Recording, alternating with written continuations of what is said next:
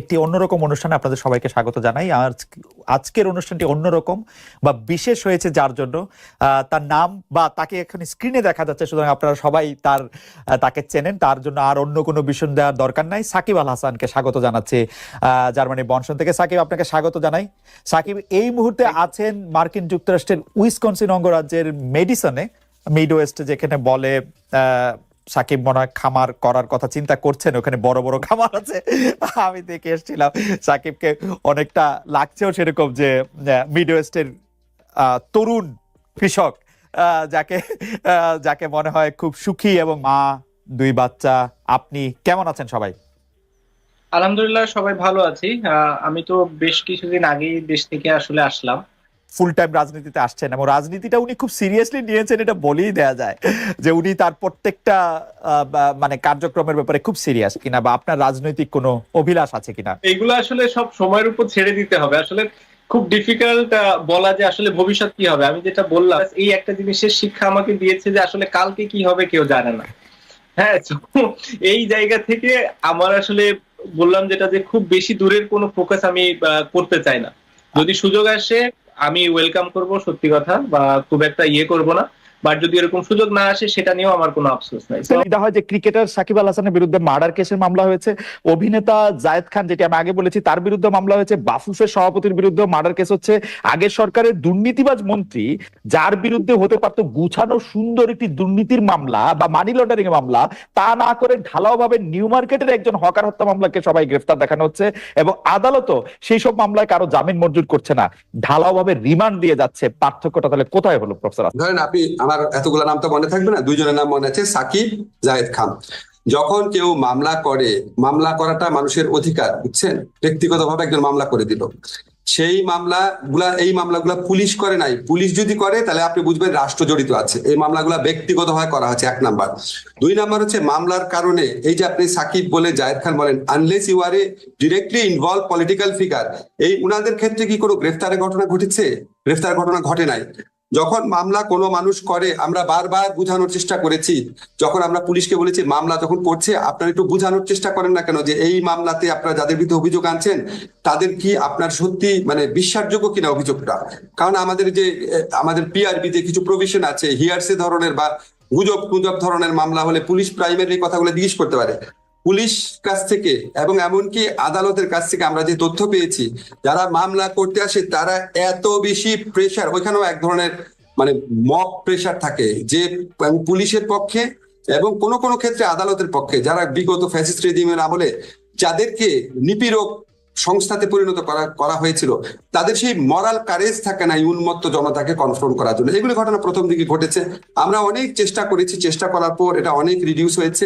আমরা একটা জিনিস সবাইকে বলার চেষ্টা করেছি, দেখেন এফআইআর মানেই গ্রেফতার না।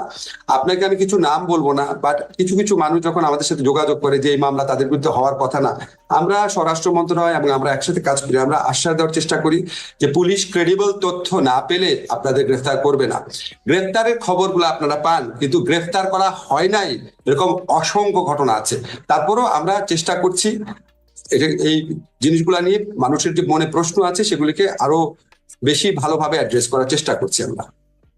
প্রফেসর আসিফ নজরুল, আরেকটি বিষয় হচ্ছে যে আপনাদের উপদেষ্টা পরিষদে ছিলেন ব্রিগেডিয়ার জেনারেল সাখাওয়াত হোসেন, তিনি স্বরাষ্ট্র মন্ত্রণালয়ের দায়িত্বে রয়েছিলেন, কিন্তু তার একটি বক্তব্যের উপর ভিত্তি করেই অনেকে বলছেন যে তাকে আসলে সরিয়ে দেওয়া হয়েছে, তাকে আসলে হোম মিনিস্ট্রি তারা রাখা হয় নাই, নতুন একজন হোম মিনিস্টার আনা হয়েছে বা হোম অ্যাডভাইজার আনা হয়েছে। এই ব্যাপারটা আপনি আসলে কি বলবেন? মানে একটি কথা, মানে মানে এই ব্যাপারটা কি আসলে ঠিক যে তার কোনো কথার জন্য বা তার কোনো আচরণের জন্য, তার কোনো মন্তব্যের জন্য, মতামতের জন্য, বিশ্বাসের জন্য তাকে আসলে সরিয়ে দেওয়া হয়েছে? ব্রিগেডিয়ার সাখাওয়াত আমাদের অত্যন্ত রেসপেক্টেড একজন মানুষ। ওনার প্রতি এই সরকারের যে আস্থা আছে এটার প্রমাণ আপনি দেখবেন, ওনাকে প্রথমে একটা মিনিস্ট্রি দায়িত্ব দেওয়ার পর আরেকটা অত্যন্ত ইম্পর্টেন্ট মিনিস্ট্রি দায়িত্ব দেওয়া হয়েছে। দায়িত্ব এখানে রিঅর্গানাইজ হতে পারে। আপনি দেখবেন প্রথমে আমাকে একটা মন্ত্রণালয় দেওয়া হয়েছিল, তারপর আমাকে আরেকটা দেওয়া হলো, তারপর আমি আরেকটা দেওয়া হলো, সেটা আমি চাই নাই। এখন আমারটা আমি বলতে পারি আমি এত ওভারবার্ডেন ছিলাম, আমি চাই না, বাট আমাদেরকে দায়িত্ব শেয়ার করতে হচ্ছে। এটা আপনার স্বাভাবিক রিঅর্গানাইজেশন হিসাবে দেখতে পারেন। আর আনলেস এটা ব্রিগেডিয়ার সাখাওয়াতের সাথে প্রধান উপদেষ্টা কি কথা হয়েছে আমি জানি না, বাট আমি উনার সাথে কথা বলে আমার উনাকে একটু ক্ষুব্ধ মনে হয়নি ব্যাপারটা নিয়ে। কাজে এটা আপনার স্বাভাবিক রিঅর্গানাইজেশন হিসেবে দেখতে পারেন। আরেকটা ব্যাপার ধরেন, কেউ কেউ প্রশ্ন তুলছেন, ধরেন আমাদের যে জাহিদুর রহমান, উনি খুব একটা লজিক্যাল প্রশ্ন তুলছেন। আমার সাথে দেখা হয়েছিল কালকে, যে আমাদের এখানে মানে এত কম উপদেষ্টা কেন, এত দায়িত্ব আমরা কেন আরো উপদেষ্টা দিচ্ছি না। এটা আসলে হয়েছে কি, ধরেন গত তত্ত্বাবধায়ক সরকারগুলোর আমল থেকে ট্রেন দাঁড়িয়ে গেছে 10 জন, সেখানে আমাদের আছে 20 জন। কিন্তু আমাদের আবার এটাও বিবেচনা করা দরকার যে অন্য তত্ত্বাবধায়ক সরকারগুলো ছিল একদম অন্যরকম একটা পরিস্থিতি, এরকম বিপ্লব পরবর্তী পরিস্থিতি না। আমাদের বিপ্লব পরবর্তী পরিস্থিতিতে আমাদেরকে অনেক কিছু রিঅর্গানাইজ করতে হচ্ছে, 15 বছরের জঞ্জাল সাফ করতে হচ্ছে, মানুষের সংস্কারের আকাঙ্ক্ষাকে মানে প্রতিনিধিত্ব করতে হচ্ছে।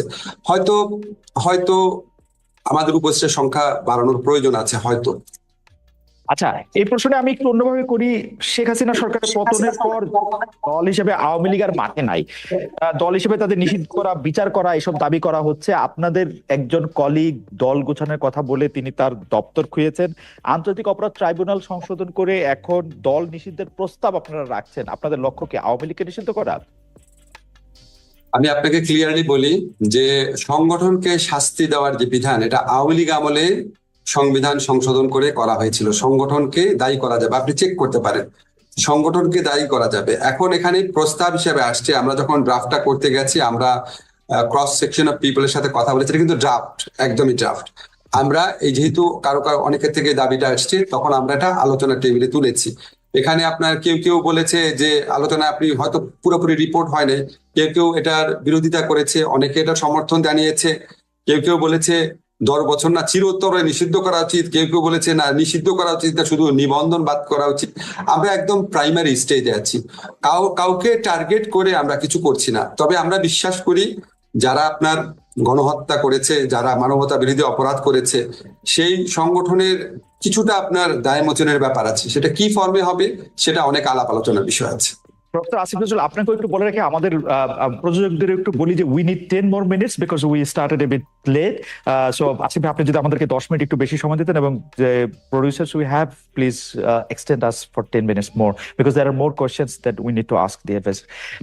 So আসিফ ভাই, আমরা আপনাকে একটু নাম ধরেই বলি। আপনার দীর্ঘদিনের যে মানে একসাথে কাজ করেছেন আপনারা, জনাব শাহরিয়ার কবির, তার বিরুদ্ধে যে হত্যা মামলা হয়েছে, সেই ব্যাপারটিকে আপনি আসলে কিভাবে দেখেন? কেউ কেউ প্রশ্ন করছেন 71-এর ঘাতক দালাল নির্মূল কমিটির সামনের সারির সংগঠক বলেই কি তিনি সেই জালে পড়লেন, যেটাতে আসলে আপনি নিজেও ছিলেন?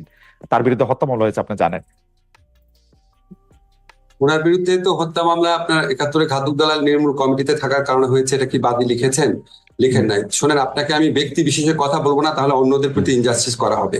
এখানে অনেক মানে এখানে কিছু কিছু মামলা হয়েছে, এটা আমাদেরকে ব্যথিত করেছে, আমাদেরকে বিব্রতকর অবস্থায় ফেলেছে।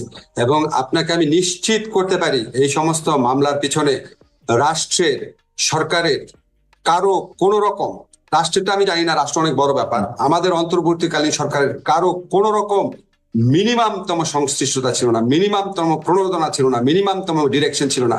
ব্যক্তিগতভাবে এই জিনিসগুলো করা হয়েছে।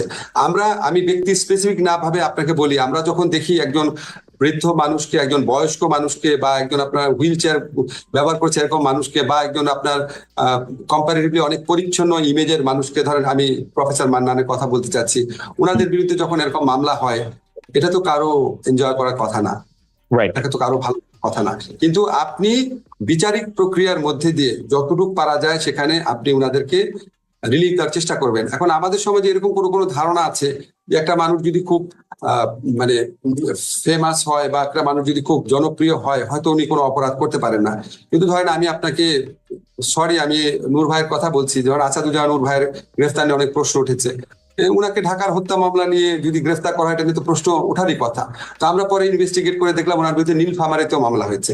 এখন খালেদ, আপনি আমাকে বলেন, নীলফামারীতে তো উনার এলাকাতে তো কিছু মৃত্যুর ঘটনা ঘটেছিল, ওনার গাড়ি ভরে হামলার পর কিছু এক্সট্রা জুডিশিয়াল কিলিং হয়েছিল, এটাতে ওনার জিরো ইনভলভমেন্ট থাকতে পারে। কিন্তু ওইটার কারণে যদি স্থানীয়ভাবে কেউ মামলা করে, আমি কি তারে বলবো যে নূর ভাই অত্যন্ত ফেমাস অভিনেতা, খবরদার ওনার বিরুদ্ধে মামলা করবা না? আমার কি অধিকার আছে? আমার শুধু এইটা দেখার আছে, বিচারিক প্রক্রিয়ার মধ্যে দিয়ে ডিউ প্রসেসটা যেন কনফার্ম করা হয়। আমার শুধু একটাই জানার ইচ্ছা, আপনার কাছ থেকে তো জীবনে বহুবার বহু আইনি সমস্যা নিয়ে আপনার কাছে গিয়েছে, মামলা হয়েছে, ভালো কথা, তার বিরুদ্ধে মামলা চলতেই পারে, তাকে গ্রেফতার করাটা খুব প্রয়োজন ছিল।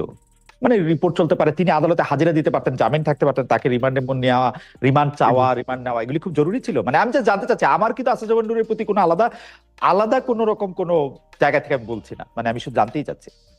দেখেন, আমি যদি আপনার সরকারে না থাকতাম আমি অনেক কিছু বলতে পারতাম। এখানে একটা যৌথ দায় দায়িত্বের ব্যাপার আছে। কোনো কিছু যদি আমার ভালো না লাগে, এটা দায় দায়িত্ব আমারও থাকবে, ভালো না লাগলেও। ফলে আমি এটা কারো কোনো এখানে আমার সমালোচনার অধিকার নাই, কারণ আমি সরকারের অংশ।